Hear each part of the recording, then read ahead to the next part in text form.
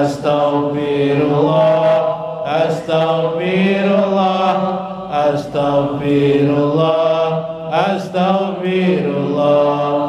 Astaghfirullah, astaghfirullah, astaghfirullah, astaghfirullah. Wa minka salam, salim lana wa bi dinina wal muslimin. Astaghfirullah, astaghfirullah, astaghfirullah, astaghfirullah, astaghfirullah, astaghfirullah, astaghfirullah, astaghfirullah.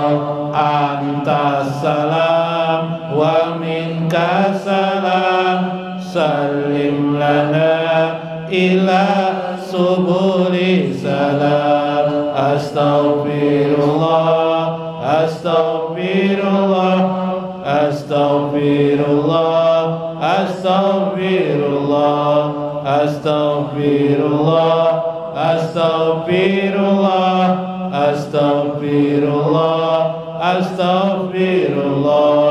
Fa'ataina rahmatas salam wa warisa daras salam. Astaghfirullah, astaghfirullah, astaghfirullah, astaghfirullah, astaghfirullah, astaghfirullah, astaghfirullah, astaghfirullah.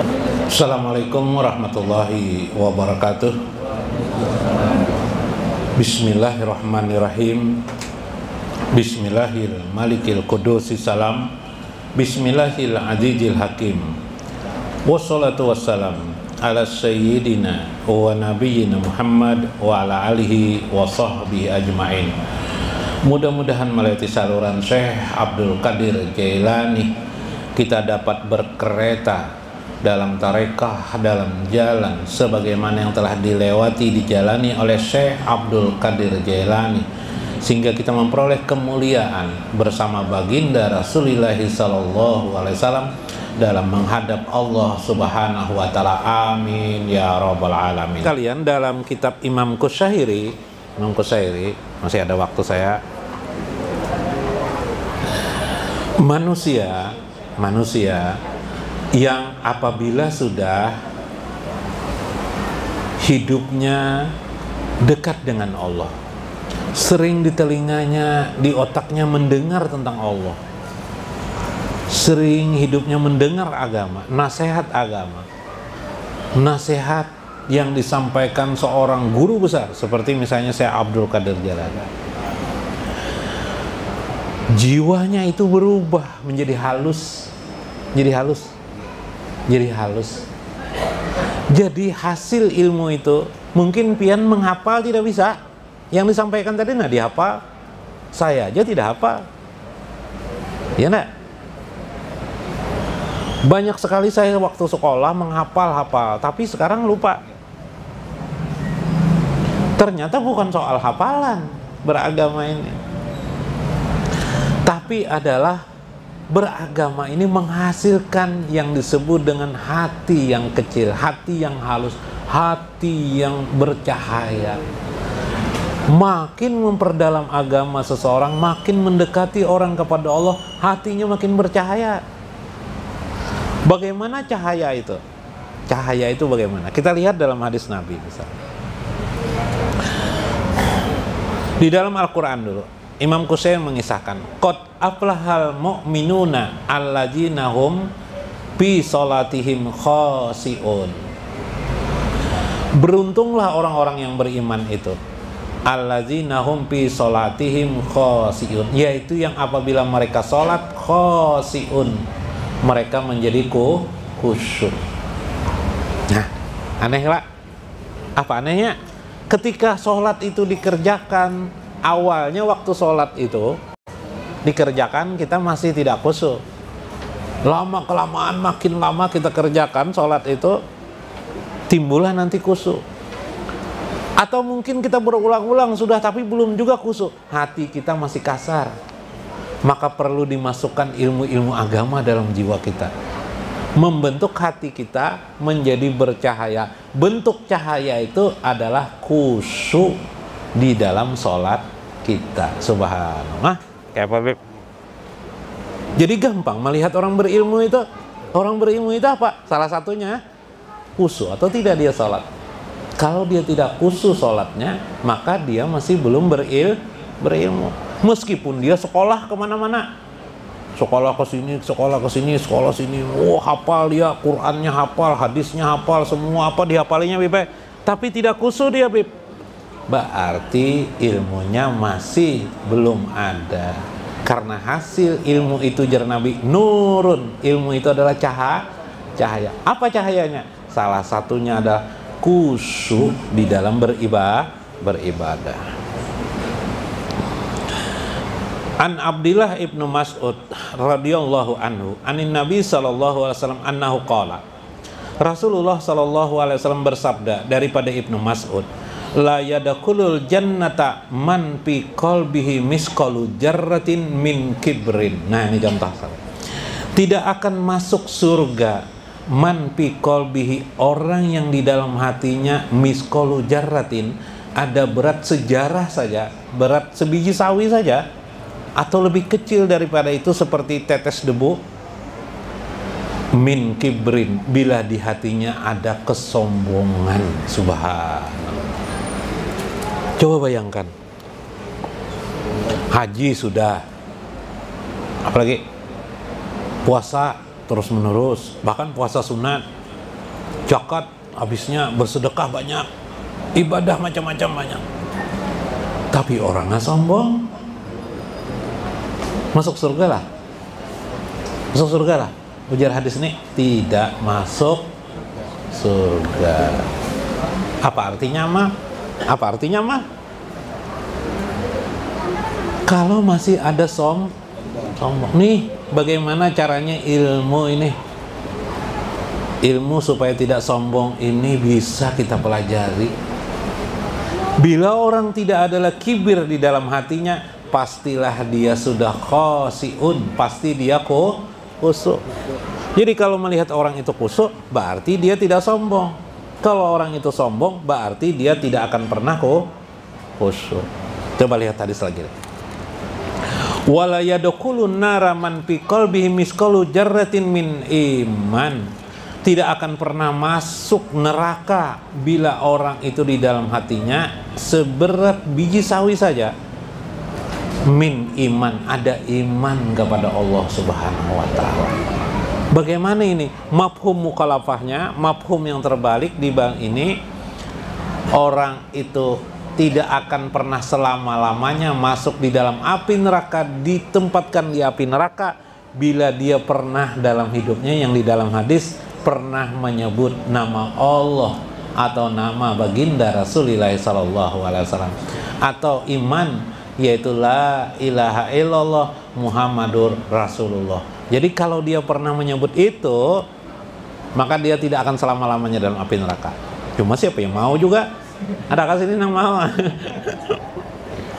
Di neraka itu, dalam beberapa riwayat, 1 hari di neraka itu sama dengan 1000 tahun. Pimikdarin alfa sanatin mimma ta'udun. 1000 tahun sama sehari sama 1000 tahun. Dalam ayat Al-Quran yang lain, Mi'raju itu disebut dengan komsina bi alfi sanatin, 500.000 tahun sehari di neraka. Siapa yang mau sehari aja di dalam neraka? Jadi lebih baik tidak sombong. Kalau sudah sombong, masuk dalam api neraka. Nah, ini kunci, termasuk kunci ini penting. Apa supaya tidak sombong? Faqala rajulun ya Rasulullah, setelah mendengar itu seorang laki-laki bertanya kepada Rasulullah, ya Rasulullah, innar rajula yuhibbu ayyakuna saubuhu hasanan. Ya Rasulullah, ada seorang laki-laki mencintai, menyukai baju yang baik. Hasanan, baju yang baik. Kira-kira kalau dia berpakaian baju yang baik bagaimana? Ya Rasulullah, apakah dia sombong? Faqala innallaha ta'ala jamilun ya Rasul. Sungguhnya Allah itu indah, maha indah. Yuhibbul jamala, menyukai keindahan. Al-kibru man bataral haqqa wa ghamadan nas.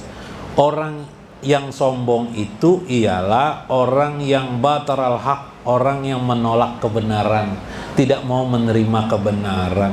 Wa ghamasan nas, dan mencela kepada manusia yang lain. Nah, jadi ada dua. Tidak mau menerima kebenaran dan mencela kepada manusia. Nah, jadi contoh orang sombong tuh suka mencela. Bila orang berdiam, tidak mau mencela, senyum-senyum orang ini ada orang bebas ya. Oh, ditutupnya telinga, tidak mau mendengarkannya. Ya kan? Nah, oh ini mencela aja kerjaan dah. Dia adu domba pipai. Wah, ayo kacau lagi makinnya orang. Pan. Nah, ayah Paloy ini sudah mulai dewasa juga, sudah Bahjar. Saya ini mau kawin bah, oh bagus saja bahnya. Berapa baju juran bah, bah. Orang kawin tuh. Jadi jar Abah Paloy cocok juga Abah Paloy inilah. Apa aja Abah Paloy. Sampai sekarang nah kayak aku menjujuri Mama Ikam Tepang Tarus. Mah di mana bah? Bah belanjanya tiap hari itu nah aku makani nafkahi Tarus jar abahnya. Nah ya. Balik. Apa tuh maksudnya tuh? Makin menyakitkan hati anak. Lalu anak tidak mau kawin akhirnya ya lah. Kenapa? Wip. Setiap hari menjujuri coba dah kan. Nafkah dikatakan jujuran lah. Nah, lain lah. Tuh lain jujuran Pipai. Nah, jangan seperti itu. Jadi jangan digosok lagi, orang salah digosok lagi makin salah. Yalah, orang sudah berkelahi pian gosok lagi, makin berkelahi makin marah. Tidak benar itu. Kembali, jadi sombong itu menolak kebenaran. Dua, ialah mencela manusia. Nah, jangan menolak kebenaran, jangan kita tidak mau belajar ilmu, sombong enggak? Sombong. Enggak mau ke majelis taklim, sombong enggak? Sombong, Bipai. Apabila lagi belajar sendiri, mana bisa? Contoh, ilmu itu juga bisa salah. Nah, ilmu itu bisa juga salah memahami. Contoh, misalnya kita ini belajar mendengarkan nasihat Syekh Abdul Qadir Jailani, lalu pakai akalnya, kenapa jadi penasihat Syekh Abdul Qadir Jailani yang didengarkan tidak hadis Nabi?